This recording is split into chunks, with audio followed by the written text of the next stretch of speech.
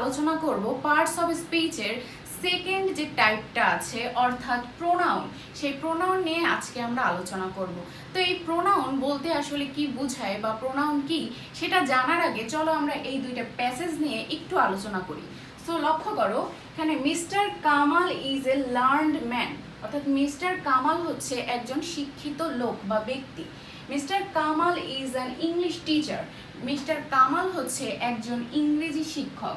Students respect and love mister Kamal very much, student অর্থাৎ শিক্ষার্থীরা mister কামালকে খুব সম্মান করে এবং ভালোবাসে। এখন দেখো এই সেকেন্ড নাম্বার পেজে কি লেখা আছে প্যাসেজে, mister Kamal is a learned man, he is an English teacher, students respect and love him very much. এখানে কি পার্থক্য লক্ষ্য করছো তোমরা? এখানে যে পার্থক্যটা আছে সেটা হচ্ছে মিস্টার কামাল, সেকেন্ড নাম্বার যে লাইনটা, মিস্টার কামালের পরিবর্তে এখানে দেওয়া আছে হি, এবং থার্ড নাম্বার যে লাইনটা এই যে মিস্টার কামাল, এটার পরিবর্তে দেওয়া আছে এখানে হিম। এই হচ্ছে পার্থক্য। এখানে কেন হি বা হিম ব্যবহার করা হলো, আমরা ফার্স্ট নাম্বার প্যাসেজে দেখতে পাই যে এখানে বারবার mister Kamal mister Kamal mister Kamal use করা হয়েছে। এখানে কিন্তু একটা ভাষার মাধুর্যতা নষ্ট হচ্ছে। কিন্তু সেকেন্ড নাম্বার পেজে দেখো, আমরা যখন একটা কথা বলি যে হ্যাঁ সে এটা করেছে ওটা করেছে, আমরা কিন্তু সে বলি, তাই না? তখন কিন্তু ভাষার যে সৌন্দর্য সেটা কিন্তু রক্ষা হয়, অটুট থাকে। সো এই যে আমরা মিস্টার কামালের পরিবর্তে হি বা হিম এই ওয়ার্ডগুলো ব্যবহার করলাম, এই যে কামাল একটা নাম, এটা কিন্তু একটা নাউন। সো নাউনের পরিবর্তে যে জিনিসটা ইউজ করা হয়, যে ওয়ার্ডটা ব্যবহার করা হয়, সেটাকেই বলা হয় প্রোনাউন। অর্থাৎ প্রোনাউন কি, প্রোনাউন অর্থ যদি আমরা করি সেটাকে বলা হবে সর্বনাম। প্রোনাউন অর্থ হচ্ছে সর্বনাম। সো প্রোনাউন কাকে বলে বা প্রোনাউন বলতে কি বোঝায়? কোনো ওয়ার্ড যদি নাউনের পরিবর্তে বসে তখন সেই ওয়ার্ডটাকে বলা হয় প্রোনাউন। যেমন এখানে কামালের পরিবর্তে কিন্তু হি ব্যবহার করা হয়েছে, এখানে আবার মিস্টার কামালের পরিবর্তে আবার হিম ব্যবহার করা হয়েছে। সো এই হি অ্যান্ড হিম দুটোই কিন্তু প্রোনাউন। সো এখন আমরা জেনে নেই এই প্রোনাউন আসলে কত প্রকার। প্রোনাউন হচ্ছে 8 প্রকার। কি কি? 8 প্রকার প্রোনাউনের মধ্যে প্রথমে যেটা চলে আসে সেটা হচ্ছে পার্সোনাল প্রোনাউন।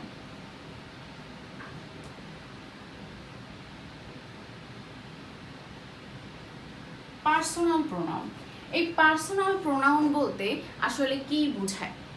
পার্সোনাল প্রোনাউন হচ্ছে কোনো ব্যক্তি বা বস্তুর পরিবর্তে যে ওয়ার্ডটা বসে নামের পরিবর্তে, সেই ওয়ার্ডটাকেই বলা হয় পার্সোনাল প্রোনাউন। অর্থাৎ সেই প্রোনাউনটাকে বলা হবে পার্সোনাল প্রোনাউন। যেমন I, we, you, he, she, they, it.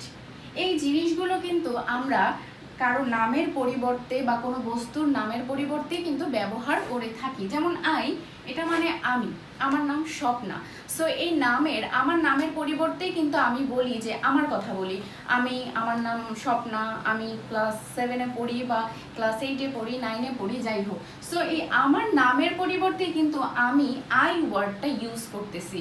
I love my self, আমি আমার নিজেকে ভালোবাসি। তাহলে এই আমি মানে কি, স্বপ্না নিজেকে নিজে ভালোবাসে, তাহলে আমার নামের পরিবর্তে আমি কিন্তু আই ইউজ করতেছি, তাই না? আবার উই, আমরা কোথাও কয়েকজন মিলে খেলতে যাব বা পড়াশোনা করব, গ্রুপ স্টাডি করব, তাহলে আমরা কি বলবো যে আমি, ঋতু, সীমা এরা মিলে আমরা গ্রুপ স্টাডি করব না, আমরা বলবো কি আমরা 4 জন মিলে গ্রুপ স্টাডি করব। তাহলে এই আমাদের 4 জন বা 6 জনের নামের পরিবর্তে আমরা কিন্তু উই ব্যবহার করছি। আবার এখানে ইউ, আমি যখন কাউকে উদ্দেশ্য করে কিছু বলবো, আমার সামনে যে ব্যক্তিটা থাকবে তাকে আমি নাম ধরে না ডেকে আমি তো বলবো তুমি, তুমি কেমন আছো, আমি বলবো না স্বপ্না বা সীমা তুমি কেমন আছো, তাই না? তাহলে আমি বলবো কি তুমি কেমন আছো। তাহলে ওই ব্যক্তিটার নামের পরিবর্তে আমি কিন্তু ইউ ব্যবহার করতেছি, তার মানে ইউটা হচ্ছে পার্সোনাল প্রোনাউন। আবার হি, শি, কোনো ব্যক্তি বা পুরুষ বা বালক হলে তার পরিবর্তে আমরা হি ব্যবহার করব, এবং সেটা যদি কোনো মহিলা হয়, নারী হয় বা বালিকা হয়, তার পরিবর্তে আমরা সি ব্যবহার করব। এবং দে হচ্ছে অনেকগুলো মানুষকে, দে মানে কি তারা, অনেকগুলো মানুষের পরিবর্তে আমরা কি ব্যবহার করি, অনেকজনকে একসাথে বোঝাতে আমরা দে ব্যবহার করি। আর ইট হচ্ছে কোনো বস্তুর পরিবর্তে ব্যবহার করা হয়। এই দে ব্যক্তির পরিবর্তেও ব্যবহার করা হয়, বস্তুর পরিবর্তেও ব্যবহার করা হয়। এই যে প্রোনাউনগুলো আছে, পার্সোনাল প্রোনাউন, এগুলোর কিন্তু এক একটার আবার অন্য ফর্মও আছে, যেগুলোও কিন্তু পার্সোনাল প্রোনাউনেরই অংশ। যেমন আই এর অবজেক্টিভ ফর্ম হচ্ছে মি, পসেসিভ মাই, এরপর হচ্ছে মাইন। উইর হচ্ছে us, our, ours. You, your, yours. She, her, hers. He, him, his. Them, their. It, its. এগুলো হচ্ছে এই সাবজেক্টিভ ফর্মগুলোর কিছু ফর্ম, অবজেক্টিভ ফর্ম। এই যে লাইনগুলোতে আছে এগুলো হচ্ছে সব অবজেক্টিভ ফর্ম। এটা হচ্ছে পসেসিভ ফর্ম, এটা হচ্ছে পসেসিভ ফর্ম। সো এখানে নিচের দুইটাই কিন্তু পসেসিভ ফর্ম, কিন্তু উপরে যেটা আছে সেটা হচ্ছে অবজেক্টিভ ফর্ম। সো এখানে সব কে কে কে কে এভাবে উচ্চারিত হবে, যেমন আমাকে, আমাদেরকে, তোমাকে, তাকে, তাকে, তাদেরকে, এভাবে উচ্চারিত হবে। এবং এখানে যেগুলো আছে সেগুলোতে কি হবে, আমার, আমাদের, তোমার, তার, তার, তাদের, এভাবে হবে। এবং এটা হচ্ছে এটার। সো এইভাবে হচ্ছে অর্থগুলো হচ্ছে, এবং লাস্টের যেগুলো আছে এই অর্থ আর এটার অর্থ সেম, কিন্তু এই দুটোর মধ্যে সামান্য একটু পার্থক্য আছে যেটা আমরা বলছি। যেমন আমরা যদি লিখি hours is a beautiful country, hours is a beautiful country, অর্থাৎ কি আমাদের একটি সুন্দর দেশ আছে বা আমাদের দেশটি সুন্দর। সো এখানে এটা কিন্তু সাবজেক্ট হিসেবে বসেছে। এরপর আমরা যদি লিখি যে দিস ইজ আওয়ার, অথবা দিস ইজ মাই পেন, এটা হচ্ছে আমার কলম। সো এখানে মাই আমার নামের পরিবর্তে বসেছে, এবং এটার পরে কিন্তু একটা নাউন আছে। তার মানে এই যে ফর্মটা, সেকেন্ড নম্বর যে ফর্মটা, সেটার পরে নাউন থাকবে, কিন্তু এটার পরে কোনো নাউন থাকবে না। এটা সাবজেক্ট হিসেবে বসতে পারে অথবা শেষেও বসতে পারে, কিন্তু এটার পরে কখনোই নাউন থাকবে না, কিন্তু এই ফর্মটার পরে নাউন থাকবে। এতটুকুই হচ্ছে এই দুটোর মধ্যে পার্থক্য। এরপরে যদি আমরা আরেকটা উদাহরণে চলে যাই, যে father gave me a pen, বাবা আমাকে একটি কলম দিয়েছিল। তাহলে এখানে দেখো মি, এটা কিন্তু অবজেক্ট হিসেবে বসেছে। এখন আমরা অবজেক্ট বলতে পারো যে আসলে আমরা অবজেক্টটা কিভাবে চিনবো। হ্যাঁ ঠিক আছে, মি একটা ফর্ম, কিন্তু আমরা অবজেক্টটা বের করব কিভাবে একটা বাক্য থেকে। হ্যাঁ তাহলে সেটা শোনো, অবজেক্ট যখন বের করবা সেটা হচ্ছে ভার্বকে কি বা কাকে দিয়ে প্রশ্ন করলে, কি বা কাকে দিয়ে প্রশ্ন করলে যে উত্তরটা পাবা সেটাই হচ্ছে অবজেক্ট। যেমন কাকে দিয়েছে, আমাকে দিয়েছে, কি দিয়েছে, কলম দিয়েছে। তার মানে এই বাক্যে দুইটাই কিন্তু অবজেক্ট। হ্যাঁ বাক্যে দুটো অবজেক্ট থাকতেই পারে। সো এখানে এই দুটো হচ্ছে অবজেক্ট। কিন্তু এটা দেখো, একটা পেন, কলম, এটা কিন্তু একটা নাম, কিন্তু এটা কিন্তু হয়ে যাচ্ছে নাউন। তার মানে নাম এটা, তার মানে নাউন। কিন্তু নামের পরিবর্তে, অর্থাৎ আমার নামের পরিবর্তে আমি কিন্তু মি ব্যবহার করেছি, তাহলে এটা হবে কি, প্রোনাউন। সবাই বুঝতে পেরেছি? কি বা কাকে দিয়ে প্রশ্ন করলে যে উত্তরটা পাওয়া যায় সেটাই হচ্ছে অবজেক্ট। এবং যেহেতু আমরা প্রোনাউন নিয়ে আলোচনা করছি, তাহলে এই যে আমার নামের পরিবর্তে যেটা ব্যবহার করা হয়েছে সেটাই কিন্তু প্রোনাউন। এই হচ্ছে আমাদের পার্সোনাল প্রোনাউনের বিষয়গুলো। আর একটা জিনিস আছে যেটা হচ্ছে first person, second person, third person. এই তিনটা জিনিস নিয়ে যখন এটা সাধারণ কোনো কথা বোঝাবে তখন কিন্তু সেটা সিরিয়ালটা হবে 2, 3, 1, যেটাকে বলা হয় 231। অর্থাৎ সেকেন্ড পারসনটা আগে চলে আসবে, এরপরে থার্ড পারসন, এরপরে ফার্স্ট পারসন, অর্থাৎ কোনো প্রশংসা বা সাধারণ যে কথাগুলো আছে সর্বপ্রথমে অন্য কাউদের কথা বলতে হয়, নিজের কথা না বলে অন্যদের কথা বলবো। সেক্ষেত্রে তোমরা এই কোডটা ইউজ করতে পারো 231 যদি মনে না থাকে। আর যদি কোনো অপরাধ বা গিলটি এসব জাতীয় কিছু হয় তখন হবে ফার্স্ট পারসন, সেকেন্ড পারসন এবং থার্ড পারসন, অর্থাৎ 1 2 3, অর্থাৎ নিজের নামটা আগে নিয়ে আসবে এবং এরপরে বাকিগুলোর নাম বলতে হবে, ঠিক আছে? সো এই হচ্ছে গিয়ে সিস্টেম। সো এগুলোর একটা বাক্য আমরা দেখি যে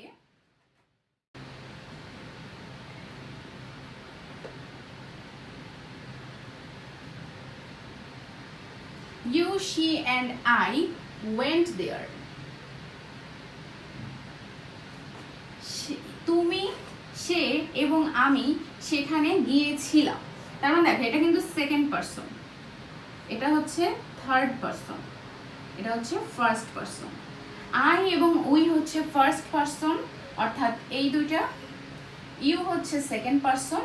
এরপরে আই, উই এবং ইউ বাদে দুনিয়াতে বা পৃথিবীতে যা কিছু আছে, এই বিশ্বে যা কিছু আছে সবই থার্ড পারসন। সো এখানে ইউ হচ্ছে সেকেন্ড পারসন, এরপরে থার্ড পারসন হচ্ছে শি এবং I first person.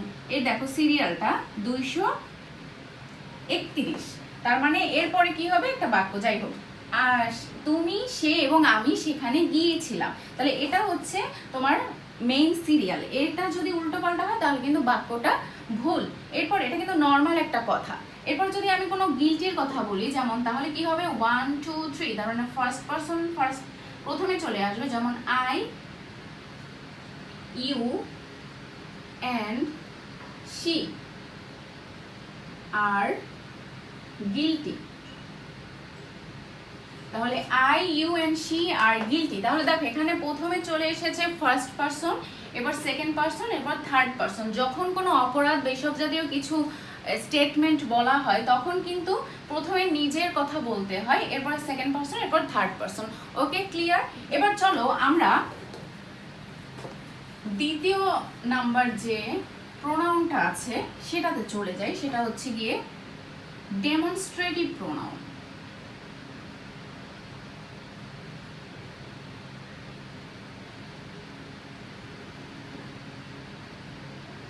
Demonstrative pronoun, demonstrative প্রোনাউনটা হচ্ছে দিস, দ্যাট, দিস, দোজ। এই চারটা জিনিস তোমাদের মুখস্থ রাখতে হবে। ডেমনস্ট্রেটিভ প্রোনাউনে কিন্তু এই চারটা জিনিসই ব্যবহার করা হয়, দিস, দ্যাট, দিস, দোজ। এটা, ওটা, সেটা, এভাবে কিন্তু আমরা বলার ক্ষেত্রে কিন্তু এই কথাগুলো ইউজ করে থাকি। সো এগুলোর অর্থ, ইংলিশ অর্থ হচ্ছে সেই জিনিস। যেমন দিস মানে হচ্ছে এই, দ্যাট মানে হচ্ছে ওই। এই দিসের প্লুরাল ফর্ম, এটা কিন্তু একটা সিঙ্গুলার ফর্ম, আর এটা হচ্ছে প্লুরাল ফর্ম। দিসের প্লুরাল ফর্ম হচ্ছে দিস। দিস মানে কি? এই গুলো।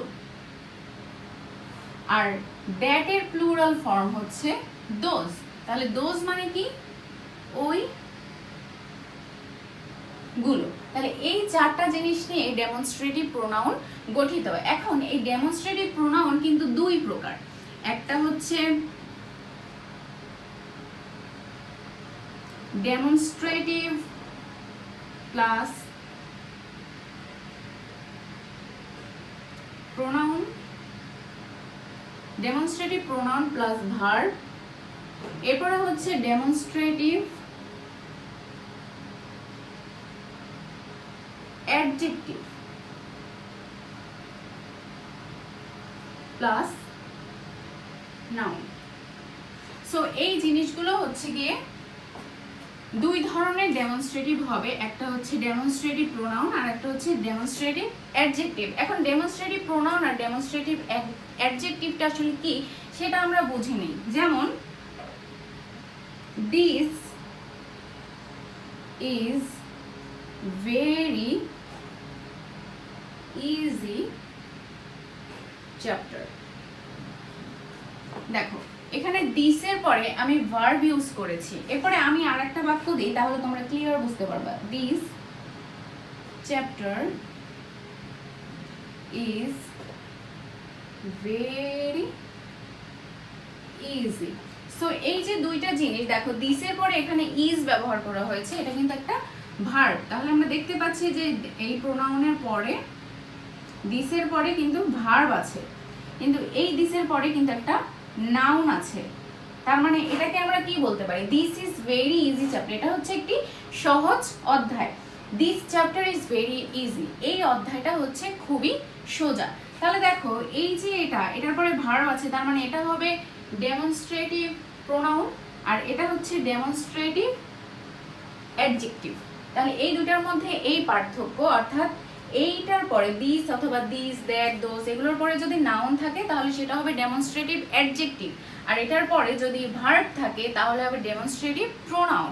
এই হচ্ছে গিয়ে আমার ডেমনস্ট্রেটিভের পার্থক্যটা। এখন দেখো আরো বাক্য লেখা যায়, যেমন দিস ম্যাঙ্গোজ আর সুইট। এখানে কেন আর ইউজ করলাম, ম্যাঙ্গোজ ইউজ করলাম? কারণ আমি দিস ওয়ার্ডটা কিন্তু প্লুরাল, অর্থাৎ এইগুলো।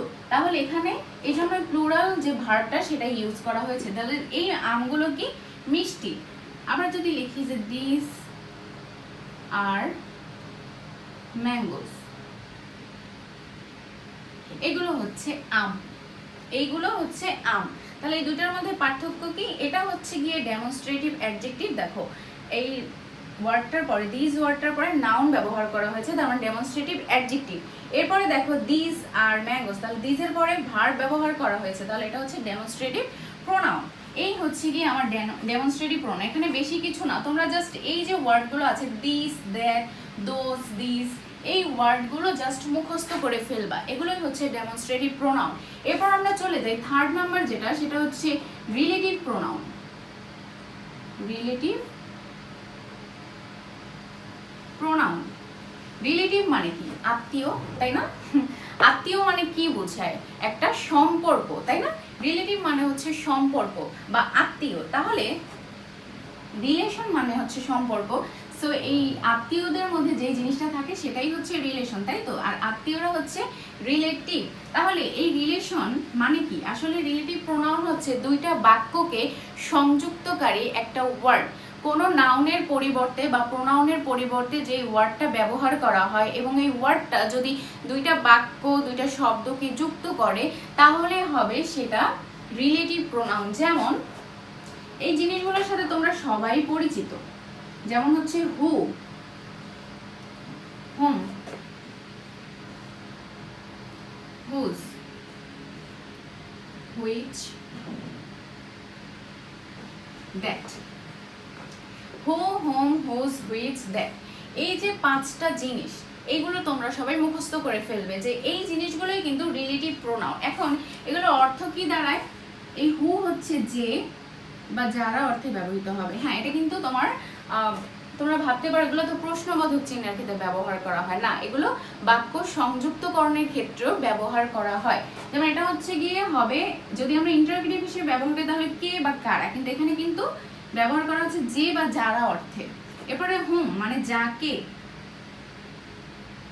এরপরে হুজ মানে যার, হুইচ মানে কোন, যেটি, যেটি বা যেটা। হ্যাঁ, এই হুইচ এবং দ্যাট এর অর্থ একই রকম, এই দুইটার অর্থই সেম।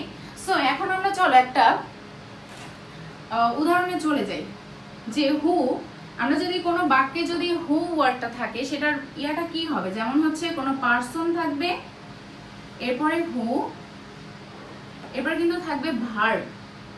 এই হচ্ছে সিস্টেম। এখন এইটার হিসেবে একটা আমরা বাক্য দেখে নিই। He is the only man who can do it. এটাই হচ্ছে একমাত্র ব্যক্তি যিনি বা যে ক্যান ডু ইট, যে এটি করতে পারে। তাহলে এই যে হু, এটা কিন্তু এই ম্যানের পরিবর্তে ব্যবহার করা হয়েছে।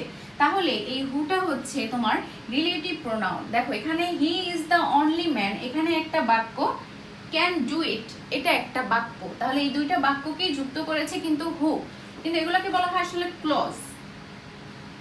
ক্লজ মানে কি? ক্লজ মানে হচ্ছে খণ্ড বাক্য।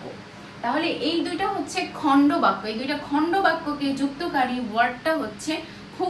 তাহলে এই হুটা কার পরিবর্তে ব্যবহার করা হয়েছে?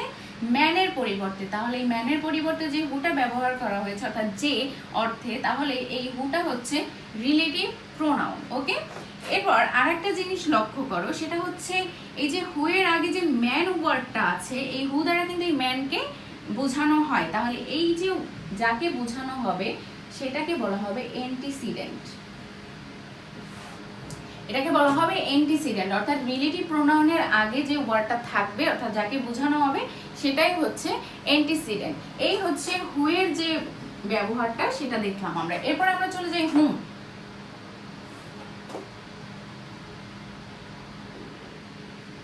This is the boy whom I searched yesterday. This is the boy whom I searched yesterday. অর্থাৎ এই হচ্ছে সেই বালক যাকে আমি গতকাল খুঁজেছিলাম। তাহলে এই যে হুম ওয়ার্ডটা যাকে অর্থে ব্যবহার করা হয়েছে এবং এই দুইটা খণ্ড বাক্যকে অর্থাৎ ক্লজকে যুক্ত করেছে।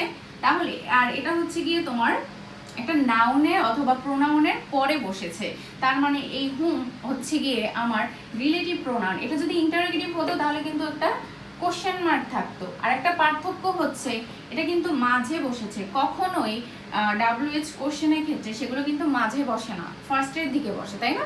তাহলে এই যে হুম ওয়ার্ডটা এটা কিন্তু দুটো বাক্যকে যুক্ত করেছে এবং এটা কোনো প্রশ্ন বোঝাচ্ছে না। যেমন দিস ইজ দ্য বয়, এটা হচ্ছে সেই বালক যাকে হুম যাকে আমি খুঁজেছিলাম গতকালকে, অর্থাৎ গতকালকে যাকে আমি খুঁজেছিলাম এটাই হচ্ছে সেই বালক। তাহলে এখানে হুম দুটো বাক্যকে যুক্ত করেছে, রিলেশন তৈরি করেছে, তার মানে এটাকে বলা হবে রিলেটিভ প্রোনাউন। তাহলে এটার গঠনটা কেমন হবে দেখো, পারসন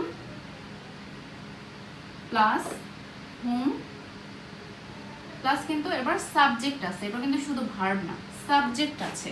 তারপরে আমরা চলে যাই আর একটা উদাহরণে, এটা হচ্ছে হুজ। হুজ মানে কি?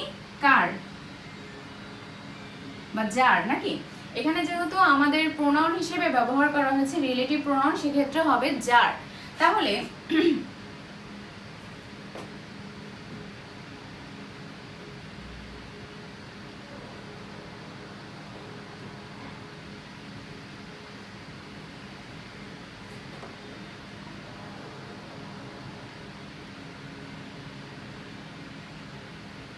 আচ্ছা দেখো, দিস ইজ দ্য বয়, এটা হচ্ছে সেই বালক হুজ মাদার হ্যাড ডাইড, যার মা কি মারা গিয়েছে।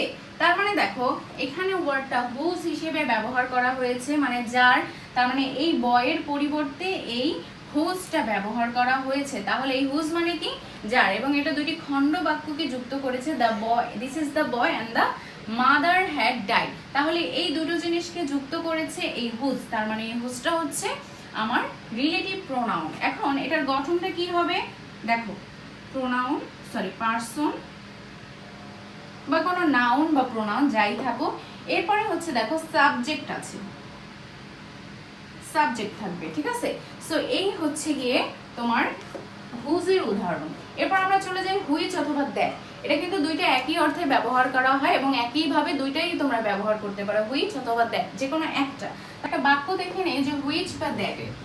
This is the pen, which অথবা দ্যাট আই, আচ্ছা আমরা বাকিটা এখানে লিখি, আই বট yesterday। আচ্ছা দেখো এখানে যে বাক্যটা দেখতে পাচ্ছ তোমরা, দেখো দিস ইজ দ্য পেন, এটা হচ্ছে সেই কলম, হুইচ অথবা দ্যাট যেটি অথবা যেটা, আই বট yesterday আমি গতকালকে কিনেছিলাম। তাহলে দেখো এখানে এই দুটো খণ্ড বাক্যকে কিন্তু হুইচ অথবা দ্যাট যুক্ত করেছে, তার মানে হুইচ এবং দ্যাট হচ্ছে গিয়ে তোমার রিলেটিভ প্রোনাউন। তাহলে এখন দেখো এই হুইচ আবার দ্যাট এর একটা আমরা শর্টকাট নিয়ম দেখে নেই, যে প্রথমে কি থাকবে দেখো, এটা কিন্তু কোনো ব্যক্তি না। আমরা কিন্তু মানুষের পরিবর্তে যেটি বা যেটা বলি না, তাই না, কোনো বস্তু বা কোনো বিষয়ের পরিবর্তে। তাহলে এখানে কি হবে? ফ্যাক্ট অথবা ম্যাটার।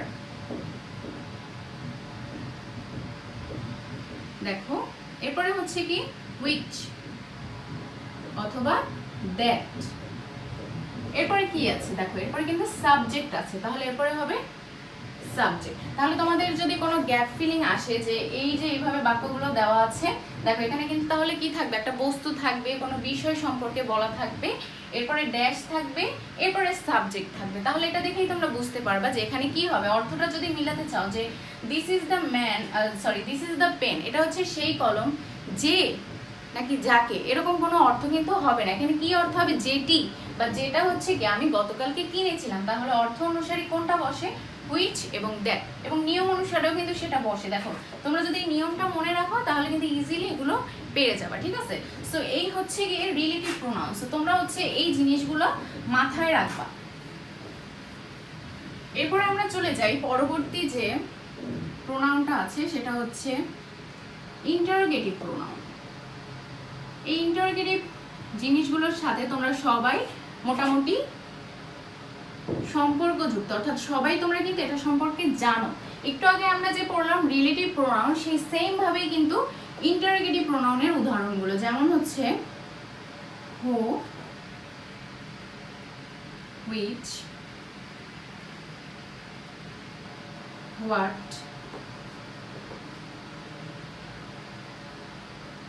হোম। এই যে জিনিসগুলো হু, হুইচ, হোয়াট, হুম, এই জিনিসগুলো কিন্তু আমার ইন্টারোগেটিভ প্রোনাউন। যেমন হচ্ছে দেখো এই হু, আমি যদি লিখি হু ইজ হি, এখন আমার উত্তরটা কি আসতে পারে? যে বলা হয়েছে সে কে, সে একজন টিচার বা সামথিং। দেখো উত্তরটা কিন্তু আমি দিচ্ছি টিচার।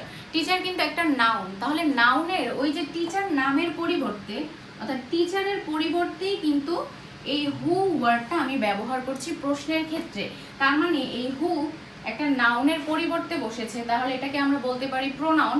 আর যেহেতু হু একটা প্রশ্নবোধক বাক্য এবং প্রশ্নবোধক শব্দ, তার মানে সেটা হবে কি ইন্টারোগেটিভ প্রোনাউন। এরপর যদি আমরা চলে যাই which, which pen is yours,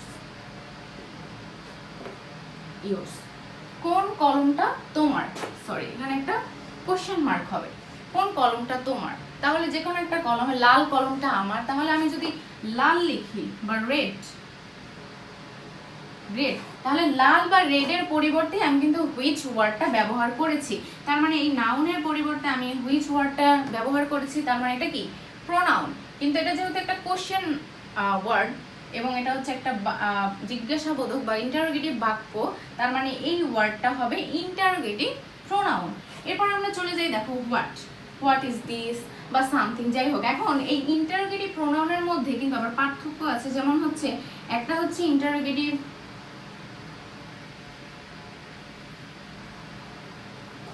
pronoun, আরটা হচ্ছে ইন্টারোগেটিভ অ্যাডজেক্টিভ। যেমন ডেমনস্ট্রেটিভে আমরা পড়েছি ঠিক একই রকম, ইন্টারোগেটিভ অ্যাডজেক্টিভ।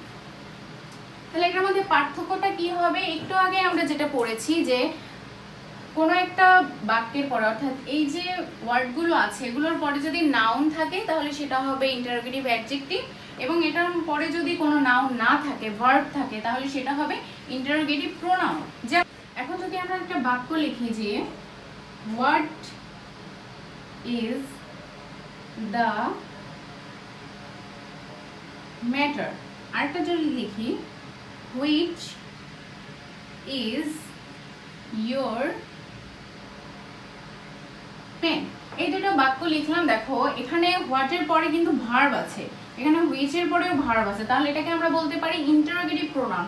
ঠিক সেম বাক্যটাকে আমরা যদি একটু লিখি যে what matter it is it, what matter is it, এবং which pen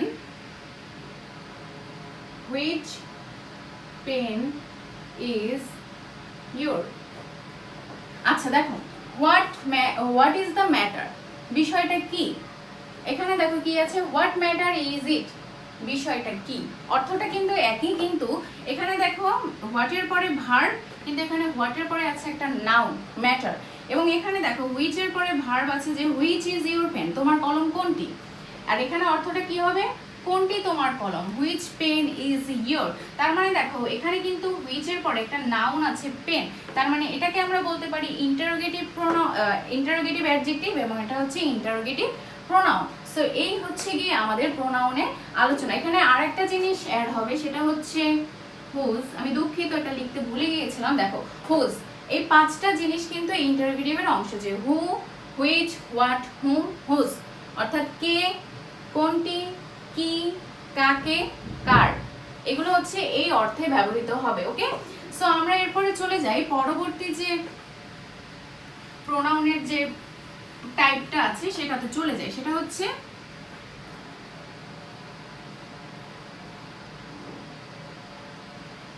indefinite pronoun.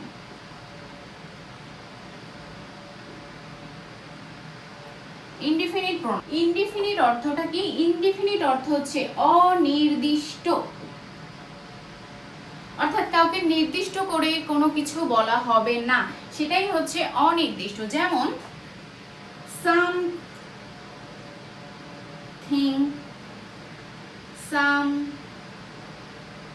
somebody, everybody, nobody, one, no one, এরকম আরো ওয়ার্ড আছে। যেমন দেখো সামথিং, সামথিং মানে কি? কিছু, কিছু একটা, তাই না? সো এখানে কিন্তু যে কোনো কিছু একটা হতে পারে, এখানে কিন্তু নির্দিষ্ট করে বলা হয়নি। সো আমি যদি একটা বাক্য লিখি যে we should do something for the অরফান, অর্থাৎ আমাদের কিছু করা উচিত, আমাদের কিছু করা উচিত কাদের জন্য? এতিমদের জন্য। এখন এখানে যে সামথিং বিষয়টা আছে, এই কিছু করা, কিছু করা বলতে কিন্তু নির্দিষ্ট কোনো কিছু করাকে বোঝানো হচ্ছে না, জাস্ট বলা হচ্ছে যে সেটা যে কোনো কিছু হতে পারে, তাই না? তাহলে এই সামথিং ওয়ার্ডটা হয়ে যাবে ইনডিফিনিট, অর্থাৎ ইনডিফিনিট প্রোনাউন, কারণ এটা কিন্তু নির্দিষ্ট করে কাউকে কিছু বোঝানো হচ্ছে না, সেটা যে কোনো কাজ হতে পারে। অরফানদের জন্য তারা খাবারের ব্যবস্থা করতে পারে, জায়গার ব্যবস্থা করতে পারে, সেটা কিন্তু নির্দিষ্ট করে বলা হয়নি, যার কারণে এই সামথিং ওয়ার্ডটা হবে ইনডিফিনিট প্রোনাউন, অনির্দিষ্ট একটি সর্বনাম। এরপর আমরা চলে যাই সামবডি বা এভরিবডি। এভরিবডি যদি লিখি, এভরিবডি নোজ দিস, অর্থাৎ কি? সবাই এটি জানে। এখন এই সবাই কিন্তু একসাথে সবাইকে বোঝানো হচ্ছে কিনা আলাদা করে বা নির্দিষ্ট করে কোন ব্যক্তিটা তাকে কিন্তু বোঝানো হচ্ছে না, তার মানে এটা কিন্তু একটা অনির্দিষ্ট, সবাই যে কোনো কেউ হতে পারে, তাই না? তাহলে এখানে কিন্তু নির্দিষ্ট করে কিছু বোঝানো হচ্ছে না, অনির্দিষ্ট করে বোঝানো হচ্ছে, তার মানে এটা হচ্ছে ইনডিফিনিট প্রোনাউন। এরপর আছে nobody, no one, one, nobody মানে কি? কেউই না। এরপর হচ্ছে ওয়ান, আমরা যদি ওয়ান দিয়ে একটা বাক্য লিখি তাহলে দেখো সেটা কেমন হবে। One should do one's duty properly, একজনের কি উচিত?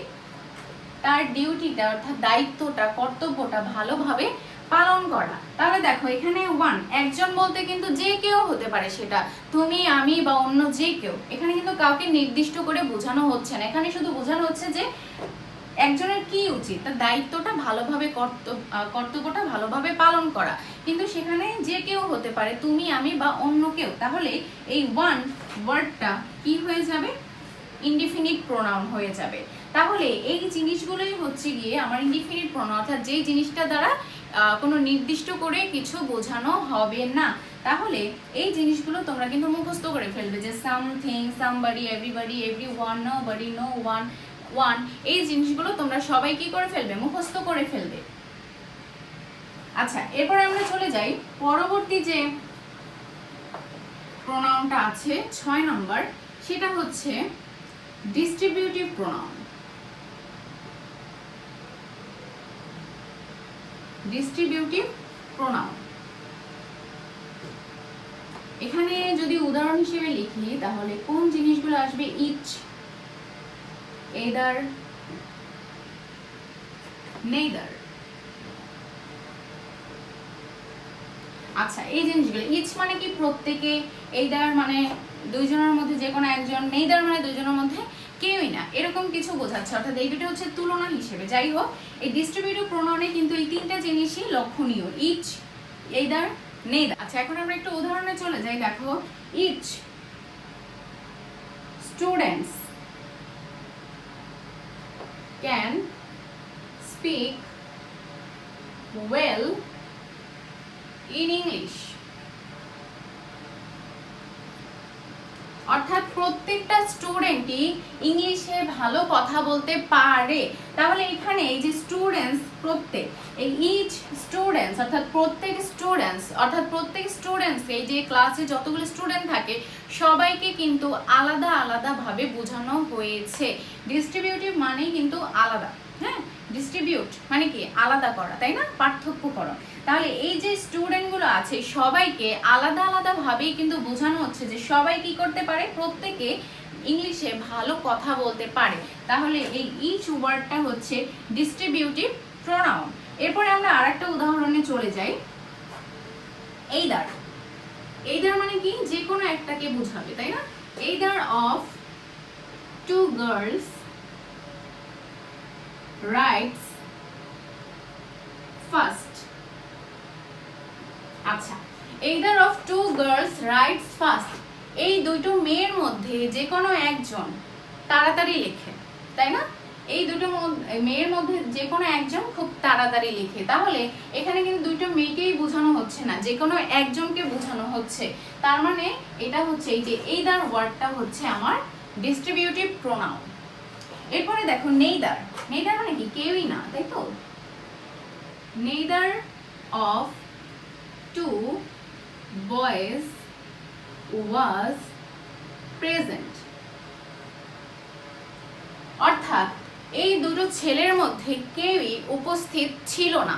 তার মানে এই neither ওয়ার্ডটা তোমার এই দুটো ছেলেকে বোঝাচ্ছে, এই দুটো ছেলের পরিবর্তে ব্যবহার করা হয়েছে। তার মানে neither কেউই না, তাই না।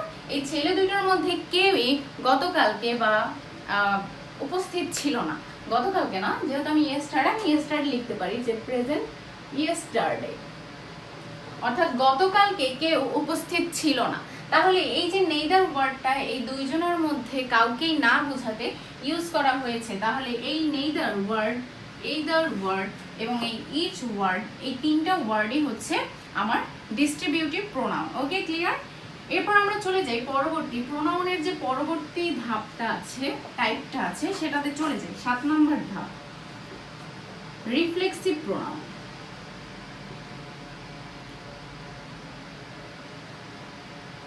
রিফ্লেক্সিভ প্রোনাউন কি? রিফ্লেক্সিভ প্রোনাউন হচ্ছে যে সাবজেক্টটা থাকে, অর্থাৎ যে কথা বলে তাকে নিজেকেই বোঝানো হবে। যেমন আমি আমার ব্যাপারে যে কথাগুলো বলবো, আমার নিজেকেই বোঝানোর জন্য যে কথাগুলো বলবো, সেটাই হচ্ছে রিফ্লেক্সিভ প্রোনাউন। যেমন হচ্ছে my self, your self, himself, herself, themselves, ourselves।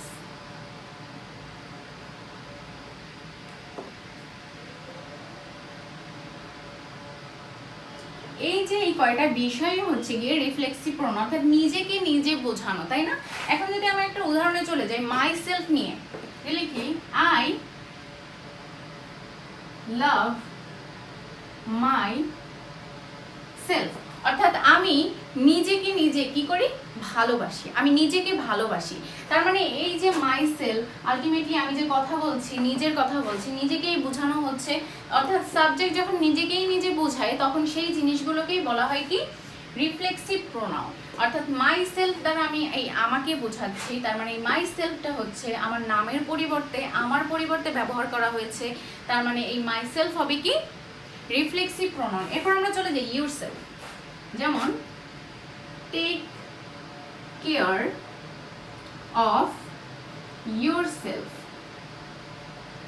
অর্থাৎ তোমার যত্ন নিও, নিজের যত্ন নিও, তাই তো? তুমি এখানে একটা জিনিস উজ্জ্ব আছে যেটা হচ্ছে ইউ, আলটিমেটলি হবে you take care of yourself. এখানে ইউ উজ্জ্ব আছে, এই ইউর জন্যই হচ্ছে ইউর সেলফ হয়েছে, আর আই থাকলে কি হবে মাই সেলফ হবে। এখন তার মানে এই যে নিজের যত্ন নিতে বলা হয়েছে, নিজের যত্ন, তাহলে সাবজেক্ট অনুযায়ী কিন্তু এই জিনিসটা বসেছে যে you yourself, I myself, তাহলে এই ইউর সেলফটাই হচ্ছে রিফ্লেক্সিভ প্রোনাউন। এরপরে আমরা চলে যাই হিম সেলফে। হি killed, he or she killed herself অথবা himself। তাহলে এই যে দেখো সে আত্মহত্যা করেছে, আর আত্মহত্যা মানে কি নিজেকে নিজে হত্যা, তাই না? আমরা যখন নিজেকে নিজে হত্যা করি সেটাকেই বলা হয় আত্মহত্যা, সেটা আমরা কখনোই করব না, ঠিক আছে? আচ্ছা, এখন দেখো এই যে he or she killed herself অথবা himself, এই she এর পরিবর্তে herself, he এর পরিবর্তে himself, অর্থাৎ সে নিজেকে নিজে হত্যা করেছে, অর্থাৎ আত্মহত্যা করেছে। তার মানে এটা তার নিজেকেই বোঝানোর জন্য ব্যবহার করা হয়েছে, তাহলে herself এবং himself হয়ে যাচ্ছে রিফ্লেক্সিভ প্রোনাউন। এরপর আমরা চলে যাই themselves বা ourselves। এখানে একটু পার্থক্য দেখো, এখানে সেলফস আছে কিন্তু এগুলো ছিল সব সেলফ, কেন সেটা আমরা পরে বলছি। দেখো they did the work by themselves। দেখো তারা কাজটি করেছিল তাদের দ্বারাই, অর্থাৎ নিজেরাই কি কাজটি করেছে। they did the work by themselves, তারা নিজেদের কাজ কি নিজেরাই করেছে। তাহলে এই themselves, এই they এর পরিবর্তে ব্যবহার করা হয়েছে, তার মানে এই themselves হচ্ছে রিফ্লেক্সিভ প্রোনাউন। এখন কথা হচ্ছে সবগুলো ছিল সেলফ সেলফ, এটা কেন সেলফস? এটা তখনই ব্যবহার করে ভিএস তখনই ব্যবহার করা হবে যখন এখানে সাবজেক্টটা অর্থাৎ যেটাকে নির্দেশ করা হবে, যে কথা বলবে সেটা যদি প্লুরাল হয়, অর্থাৎ বহুবচন, একবচন না, অর্থাৎ একজনকে বোঝাবে না, একের অধিক মানুষকে বোঝাবে, সেটাকে বলা হয় প্লুরাল। তাহলে এটা যখন প্লুরাল হবে তখন ওই জিনিসটা ওইটার সাথে হবে সেলফস ওয়ার্ডটা ব্যবহার করা হবে, নট সেলফ। এখানে দেখো তুমি মানে একজনকেই বোঝানো হচ্ছে, তার মানে এখানে এজন্য সেলফ ব্যবহার করা হচ্ছে। আই মানে আমি, মাই সেলফ নিজেকে বোঝানো হচ্ছে একজন, এখানে হি বা সি একজনকে বোঝানো হচ্ছে, এই জন্য সেলফ।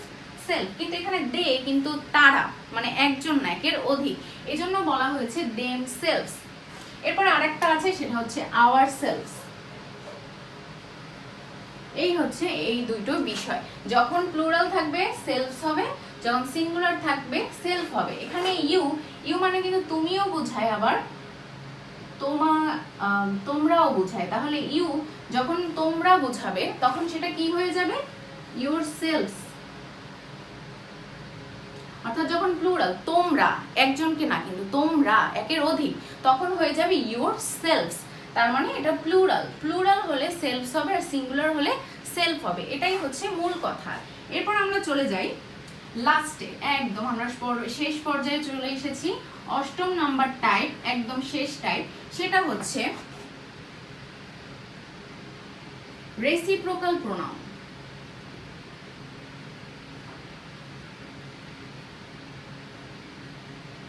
রেসিপ্রোকাল প্রোনাউন, আচ্ছা, ইচ আদার ওয়ান অ্যানাদার, এটার মানেটা আসলে কি? ইচ আদার মানে হচ্ছে